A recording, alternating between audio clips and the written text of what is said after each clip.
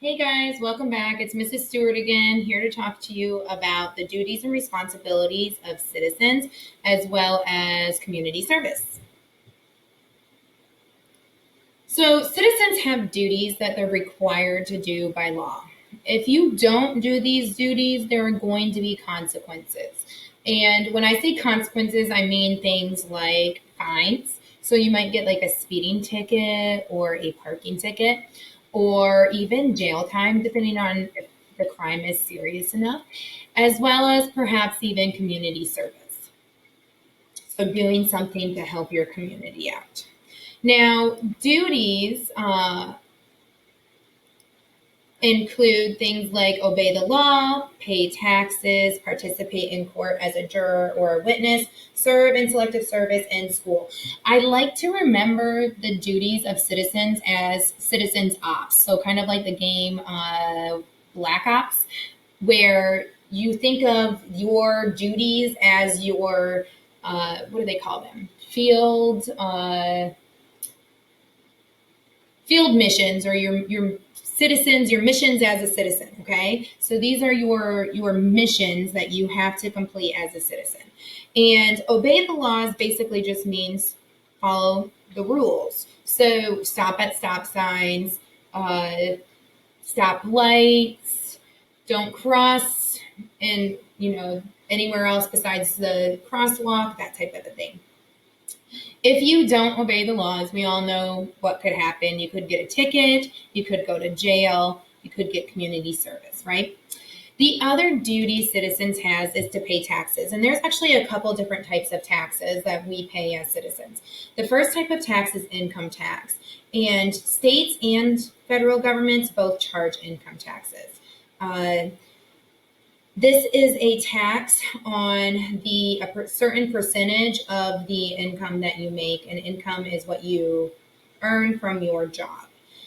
This type of tax is used for lots of different things. It pays government officials' salaries, it provides social services, it pays for the government buildings, etc. The next type of tax is a sales tax, and this is probably something that you guys have paid in the past. So when you buy something in the store, on the bottom of your receipt, where it's underneath where it says subtotal, there is a section that says taxes. And usually there's like at least 2 or 3 different types of taxes. States and local governments charge sales tax, and this is just a percentage. Usually it's about like a 5%, 2%. I've even seen like 1.5%. I mean, they all add up together to be like up to 10%. So sometimes it can be quite a bit of money, but these types of taxes pay for things locally, like, for example, the fire department, police department, schools, city hall, libraries, that type of a thing. The other type of tax or form of tax is personal property taxes. And these are taxes that we pay on the things that we own, the big purchases that we own, not just like things like TVs and things like that. But I'm talking houses, barns, property like land, your vehicles. If you own a boat or an RV, you're going to pay a personal property tax on those. And every state runs these a little bit different. I know here we owe property tax to the city of Suffolk, but back in Iowa, we actually paid our vehicle taxes to our states. And they used that money to basically on the infrastructure, the roadways and things like that to make them better. And then lastly, another form of a tax is a fee. And I'm sure many of you are familiar with like going to either a state park or a national park. And before you can even get in, they stop you at the ranger station and you have to pay to have access to that. And those fees are actually used to provide that land and those services to us. Okay, so if it wasn't for us paying for those parks wouldn't even exist. And it's important to have parks because if you think about it, we don't want everywhere like the entire United States, to be commercialized or to be to become residential areas, because then we won't have as many trees. We won't, I mean, just imagine a world where there was no parks. It's important that we maintain some land that is free of, of development. Okay. And then the next duty is to participate in court as a juror or witness. And that basically just means that you are, when you're called, and not everybody is called, when you turn 18, you could be called as a juror or a jury member. It's a 12-man or woman group that determines the verdict of a case. So the two lawyers, the defendant lawyer, who is defending the person accused of the crime, or the prosecution, who is trying to convince the jury that the person accused of the crime committed the crime. They are talking to the jury members and presenting evidence to try to convince the jury members that this person either committed the crime or did not commit the crime. A witness is somebody who is called to court to provide testimony. And that might be somebody who actually just like it says, witness the crime. It could also be like a special witness, somebody who has a specific type of knowledge, like either a doctor or a forensic specialist, or even like a psychologist. Those are all people who might be called as a witness to either help the defense or show guilt of the defendant. The next duty you have is to serve in selective service. And guys, this is just for you. It's not required for girls yet. However, I do foresee that happening. On your 18th birthday, you are required to register for the selective service. I'm sure many of you remember last year talking about the Vietnam War and the draft.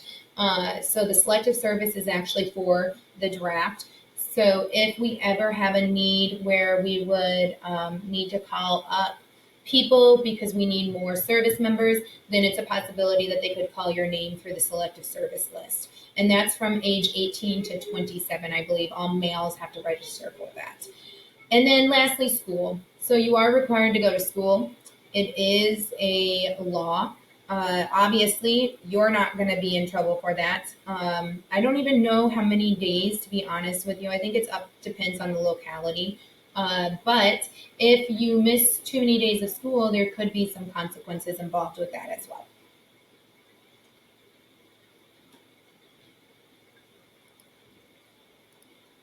So I'm sure many of you are very familiar with responsibilities or chores at home. And the reason your parents give you chores is because they are very busy people and they have jobs, they take care of the house, they help you with your homework.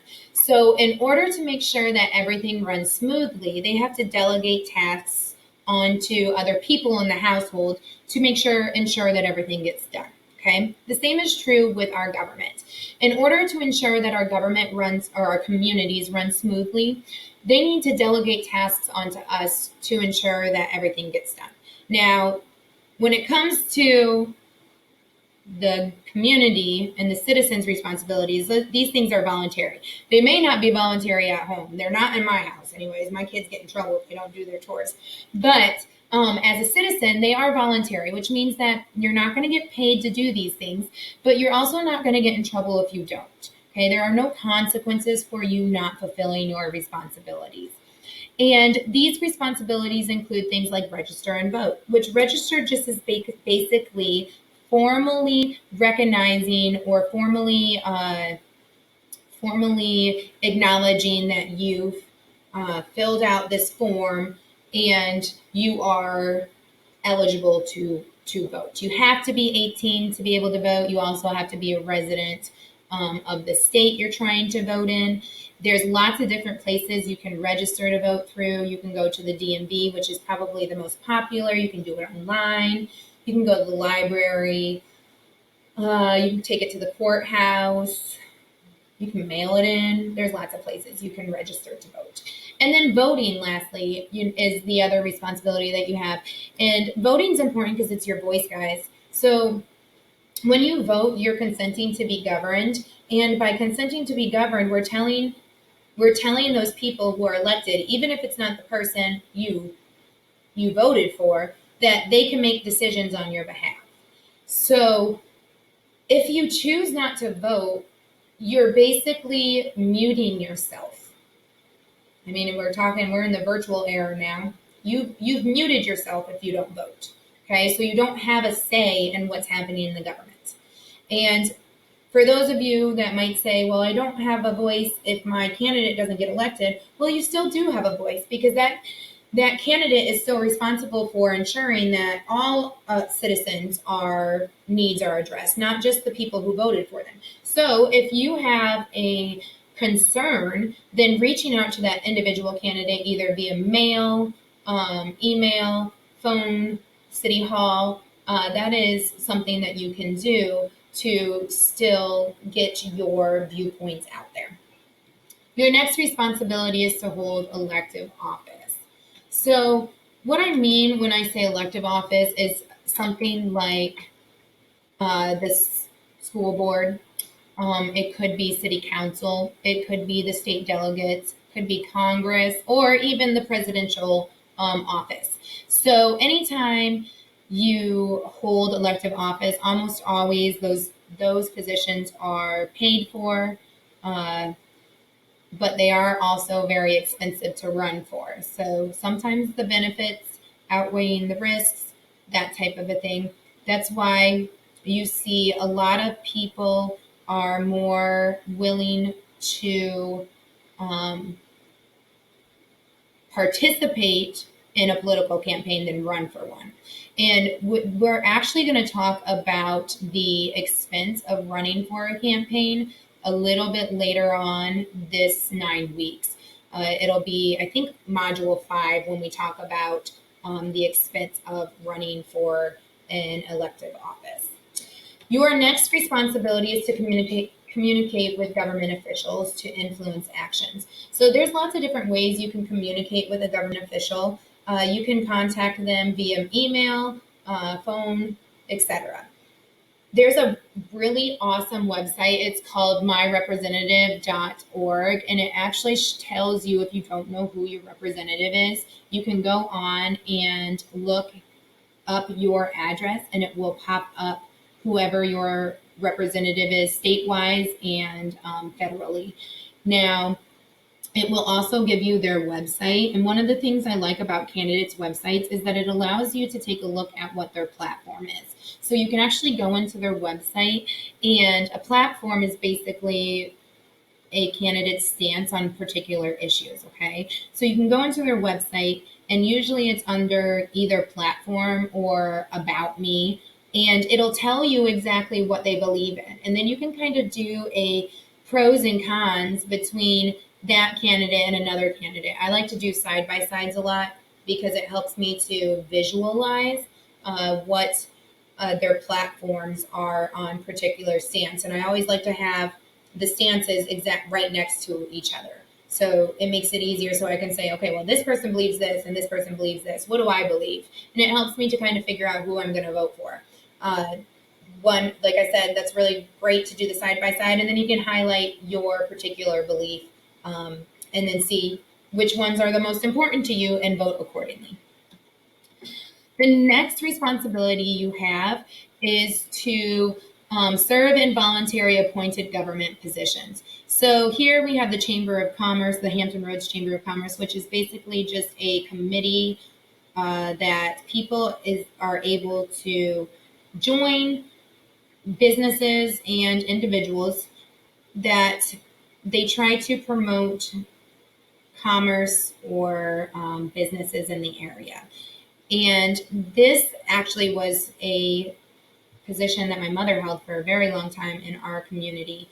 And you don't get paid for these positions, but especially if you are a business owner, they are very important for you to serve on.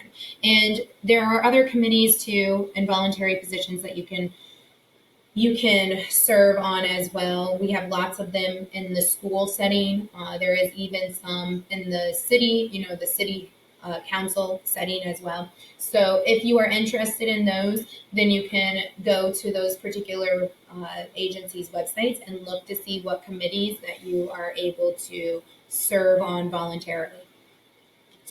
The next responsibility you have is to participate in political campaigns. And because of the expense of campaigning, guys, a lot of candidates rely on volunteers. So there's lots of different ways you can volunteer, and even as at your age, you can volunteer now. If you have somebody who you really want to see elected, that's one way to ensure their election is by volunteering. We do know by factual data that the more you spend on a campaign, the more likely you are to be elected. So volunteers are important because that means they can spend more money on advertisements if they're not paying for these tasks to be completed. So if you volunteer, you might stuff envelopes, you might go to door, you might hand out signs. I even remember during the Obama reelection, they had people standing outside of Walmart helping people to register to vote. So there's lots of different things that they might have you do if you volunteer in a campaign. The next responsibility you have is to keep informed regarding current issues. And this can be difficult because I've noticed probably in the last decade that news sources are becoming more and more biased. And instead of being factual, they're being more opinionated and giving their opinions. And that's not really the purpose of journalism. So, for example, if you watch CNN, you're getting a more liberal viewpoint. And if you watch Fox, you're getting a more conservative viewpoint. If I see a news report from either one of those sources, I actually go to the other source and I try to find a similar news report on it. So that way I can formulate my own opinion and I'm not being influenced by their opinions. Now, if you're really trying to find an unbiased news source, I have found that BBC News is not doesn't lean one way or the other. So you can't always keep politics or partisans out of media because when you're reporting the news, you want to report with facts, but sometimes reporting the news one-sided can also sometimes be considered bias as well. And when I say one-sided, meaning you focus more on one particular party or one particular person more than you focus on the other. So when you start seeing news sources that are doing that, that is like a red flag. So when you see a news source that all they talk about is one particular candidate, or all they talk about is one particular party, or all they talk about is one particular platform issue, then that is a red flag, okay, to know that they are biased. And it is our responsibility as citizens to make sure that we are getting factual information and that we are getting, the best information to get is actually primary sources. So going straight to the horse's mouth, I'm sure you've heard that before, going straight to whoever said it. So either watching a video or viewing a transcript of that video, or even directly to that person if you have that luxury, which you probably do not, depending on the situation and who it is, especially if it's a news report, unless you happen to know that person that the news report is about, right?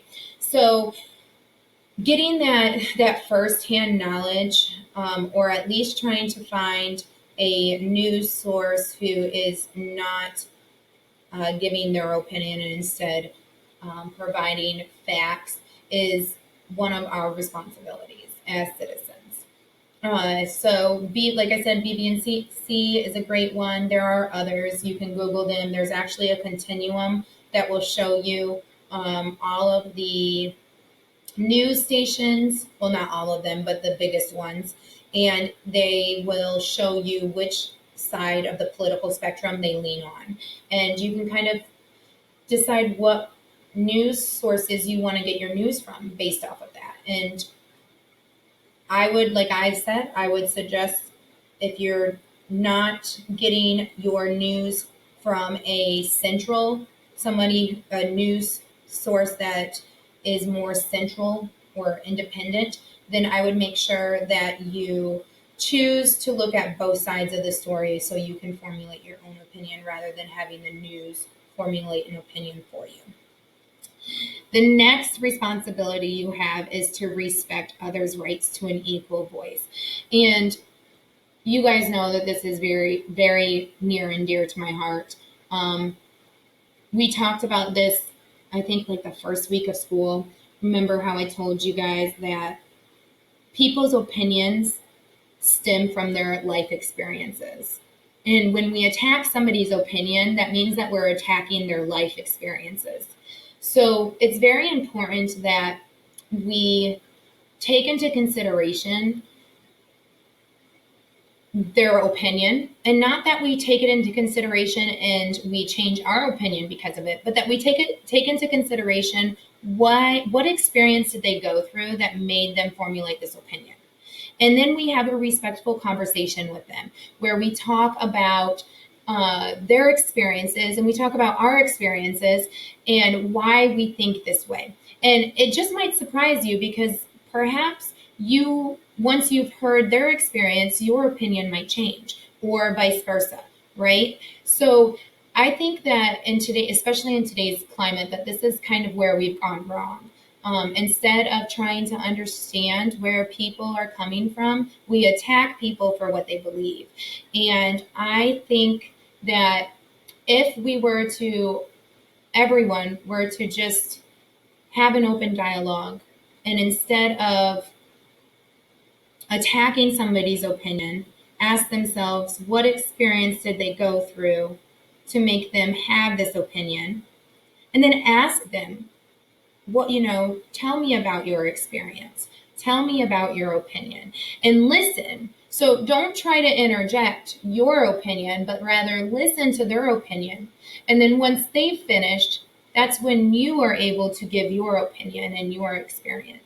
And by doing that and sharing our experiences with each other and being open to communication and dialogue, I think that we can really change the way our current climate is and the way that we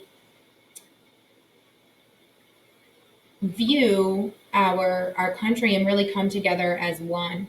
And so we'll actually be having lots of conversation about this because this is really important to me, especially as a civics teacher, just respecting everyone's right to an equal voice. And honestly, both sides are important because we want to make sure that we are meeting everybody's needs, and everybody doesn't have the same needs as us, right? So we need to make sure that we are taking that into consideration, and it's not just our opinions, but we're also taking into consideration others' opinions as well. So let's go ahead and let's talk lastly about community service. And community service is just the idea of volunteering in your community to make it a better place.